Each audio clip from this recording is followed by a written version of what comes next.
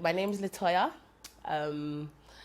I grew up for most of my life in South London. I'm 28 years of age. When my mum was pregnant with me, she broke up with my real father. So by the time I was born, I was confused as to who my real father was. My stepdad, I thought was my real dad. But he encouraged me to have a relationship with my real father. So I met my real father. And so just right from the get-go, I was just there was like a whole mess, and that continued because my mum and my stepfather started to have issues, and he was unfaithful to her, and I ended up having 3 brothers, all the same age, by 3 different women because they were all pregnant at the same time. And then he came back, there was another child with my mum, then he went back and forth, and then in the end he ended up leaving my mum with me and two small children. So I didn't, and this was like right from the get-go, so I never really got to enjoy my childhood because I was the oldest. I had to support my mother, and I also, apart from the supporting role that I think you would play as an older child, there was also the fact that I was quite intelligent for my age, so they treated me like I was an adult. So I was like the go-between. So, who's your mum been speaking to? Who is that guy? And if I'd go out with my stepfather, or who's that woman that you went to house? Tell me her name. There was even a time I must have been no older than 5. I was in the car with my mum, and I actually took my mum to the house of the woman that my stepfather was cheating on her with. So I wasn't treated like a child, And later on, one of the ways that affected me is that it made me not respect adults at all, because I wasn't raised to, something as huge as adultery, and I'd be sitting there to bear witness of what I saw and what had happened, And then aside from that, I also had to play the role of the big sister, because obviously with all of this confusion of different mothers and, adultery and all these kind of things, we were all together, there's 6 of us, all my siblings, and everybody in their own way feels rejected. Everybody feels that they didn't have enough of their dad or didn't have enough attention of their mum. And I was just kind of like the glue holding everything together, I was 6 years older than my little brother. So there was a lot of pressure on me, not only to support my mum and be there and cook and clean and help out, but I had to also be the big sister that they can lean on. And so I had to be I feel too responsible from such a young age, And then also within all of that hoo-ha, because we were moved around a lot, I was also sexually abused quite a bit when I was a youngster as well.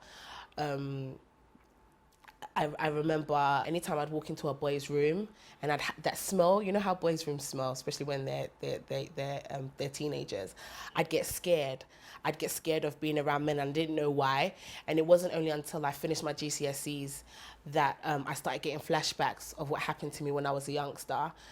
And yeah, it was awful. I couldn't go into detail of what happened to me, but I was sexualized very early. So all of this kind of made me way too mature for my age, and I had to grow up just too early as far as I'm concerned. I think it affects everybody differently, because I thought it didn't affect me at all, actually. I just didn't have no respect for my body.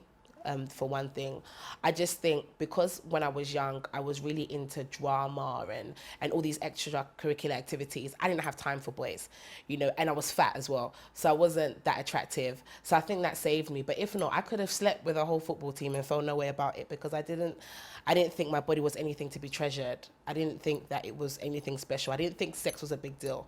Do you understand? I just think, sex is like drinking water. You can have sex with whoever, because, I was 4, 5, 6 when, guys started to touch me up. So I didn't respect myself.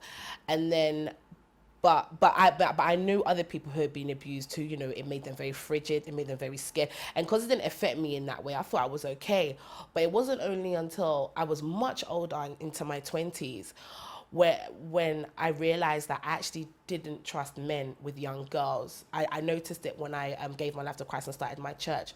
One of my pastors, he has a daughter and he loves her so much, and he was always picking her up and swinging her and kissing her and all these things. And every time I would see it, I'd feel so uncomfortable. If I was on a train and I saw a man holding a little girl's hand, I'd feel so uncomfortable. And I realized that if God didn't heal me of that, I wouldn't want to have a daughter. And if I did, I would not let my husband be alone with my daughter. I wouldn't let him bath my daughter. I wouldn't even let him change her nappies, because I just thought all men are perverts. And no matter what, they will end up taken advantage of a little girl. And then for me also, I couldn't be alone with men, because I just wait for them to do something. Like this same pastor that I'm speaking about, I was so close to him. He was so caring, always praying for me, always with me. But I remember always waiting for him to do something. I'd be waiting for him to touch me, and he never did.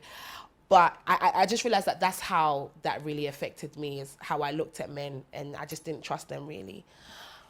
Bully, I mean, well, you'd have to be quite bold to try and bully me. But also bully in the sense that, not that people go, oh, fat girl or whatever, and say things like that. Not necessarily that kind of bullying, but a lot of judgment. It's particularly, I think in your teen years, look, you could be a supermodel. You will still have something to complain about when you're a teenager. Everyone has issues. But I think as I grew older, I just find people just wouldn't take me seriously. They see that I'm fat. Because I'm fat, it means I'm dumb. Because I'm fat, it means I'm lazy. Because I'm fat, it's just like, oh, this is not a serious person. Do you know what I mean? And people think they can touch you, which is also an issue because of the sexual abuse that I've been through. People will come and just, hey, Shana Bassa, and they'll just touch your arm or slap you on the bum or something like that. And so it makes you not respect yourself. It makes you feel like, yeah, I'm fat, I'm useless. Do you understand? So yeah, and then also in school days, I think when I went to college, I think the only way my weight affected me is that people group up against me. So not group up against me and try and bully me, but because they saw that I was big, and I was into hip hop, so I was quite boyish. They assumed that, oh, this girl's gonna kill us. Like we need to stand our ground and show her who we are. But I was so friendly, so hi. But usually the first reaction would be like, who this girl thinks she is? She's coming to kill us, basically, because I'm big.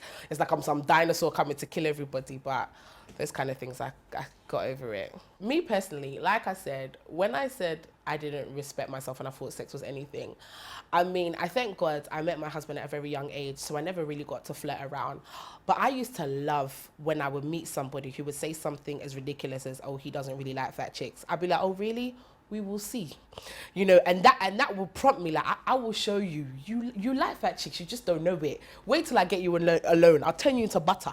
Do you understand? Because I knew of guys who, I had one person in particular in my life who, in public, he always used to ridicule me, always used to pick on me, always used to say things. But when everyone was gone away, he just, oh, Latoya, you're so nice. You're so this. Come, let me touch you. Yes, because it's nice. There's a lot to touch, you see. There's a lot to feel. Do you know what I'm saying? So I do think that, of course, people have their preferences. Some people like tall people, short people. Some people like big people. Some like them slim. But this whole notion of fat is ugly and slim is beautiful, it's rubbish. It doesn't exist, I think at the end of the day, every guy wants their woman to look good. And what is very attractive is confidence, And unfortunately, because of the kind of notions that you're talking about and the stereotypes that are in particularly African society, women of my size are not confident, That's what makes them unattractive. Because they're big, they don't dress nice. Do you know what I'm saying? They wear these like big, boo-boos, and they don't want anything to show off their figure, They don't do their makeup, they don't do their hair, because they think if I'm fat, I'm not good enough. Especially I find with women who maybe put on weight after having children, they just completely let themselves go simply because they've gone from a size 10 to 14. It's like, that's it, it's the end of the world. And that's what makes you ugly, But you can be big like me, you could be bigger than me, you could be fia, as long as you are confident and you're happy that you are beautiful, fearfully and wonderfully made, and to see the beauty in what you've got. Do you understand? Look at the positive sides. You're beautiful, and that makes you attractive. So for me, I've never had a problem getting guys. I'm very sorry. Do you understand? As I'm standing here, I am married. I've been married for 4 years, and my husband is drop dead gorgeous. You understand? It's not as if because I'm fat, it's some ugly guy who thought, I can't do any better than me. No, my husband's ex-girlfriend just before me, she was some fair girl with hair down to her back. That was her real hair that grew from her roots. Yeah, and he left her. Do you understand? And he wasn't with her, and this is what he picked up. My advice to all my plus size ladies out there is that love who you are. You are fearfully and wonderfully made. There are guys out there that are dying for you just as you are. They like you. They like the big hips. They like the juicy lips. They like the big breasts. They love it. Okay. So be who you are. Love yourself. You can. It is okay to desire to be slimmer, to be healthier. It's not about being slim, but it's about being healthy. So there's no problem with you wanting to be on a diet and to want to watch your weight. But you need to love yourself and accept yourself as you're doing it. There's nothing wrong with you. Work it. What you see, you've got something. You've got added things to play with. Do you understand? So work it. Accentuate your breasts. Accentuate your bum.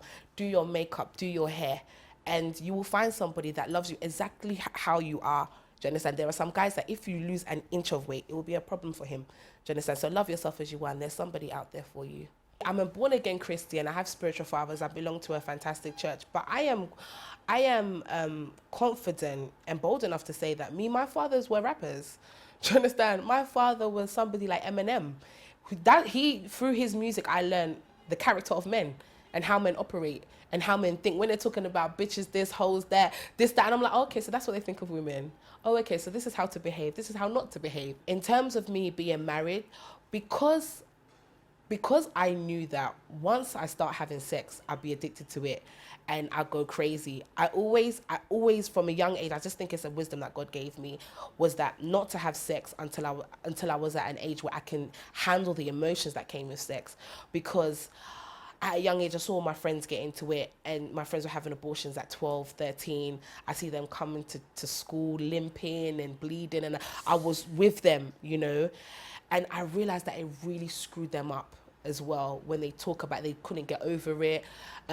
Friends that have been out with boys and the boys broke their heart and those kind of things. I realized that with everything that I was already dealing with in my personal life, I couldn't take that on board as well. So I kind of consciously made a decision to want to be in a stable relationship and stick with that. Do you understand? And so when I met my husband and he told me he loved me, and that I remember I was in his room one day and I was like, will you marry me one day? And he goes, yeah, why not? Of course I'll marry you. And I was like, oh, okay then. And then that was it. I just thought, right, this is the guy for me for the rest of my life. I thought it was as simple as that. Okay, so I'll give you my favorite rap song, yeah? Yeah. I was about 7 when the song came out. Okay. 1, 2, 3 into the 4. Snoop Doggy Dogg and Dr. Dre is at your door, ready to make an entrance, so back on up, cause you know we're about to rip. Give it a microphone first so I can burst like a bubble. We're counting a Long Beach together, man, you know you in trouble. It ain't nothing but a G thing, baby. 2 low top niggas going crazy, and Death Row is the label that pays me. Something phase me. I sing my favorite song, yeah. I am a new creation, no more in condemnation.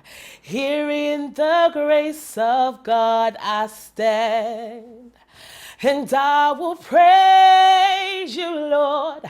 Yes, I will praise you, Lord, and I will sing of all that you have done.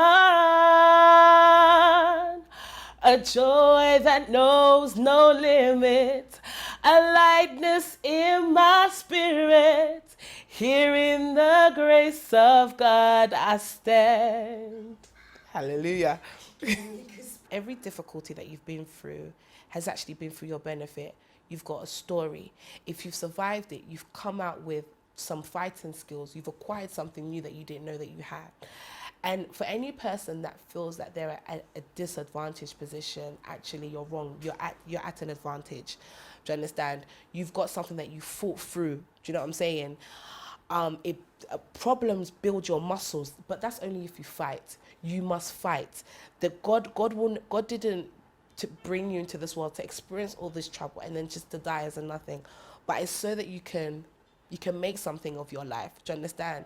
So you need to look inside you. God gives everybody talent. He gives everybody gifts. He gives everybody a means of survival. No matter what country you are in, no matter what your circumstance, there's something that God has given you, a natural ability, and He's given you resources around you to cultivate that ability and help that and help you to be a better person and to achieve your dreams, even your dreams and desires. It's God that placed them there. So you have to fight. But life is a fight. I've also met people that have been through much worse. I went to school with a girl whose dad raped her, and her brother was burnt alive by drug dealers in front of her, and she was only 15.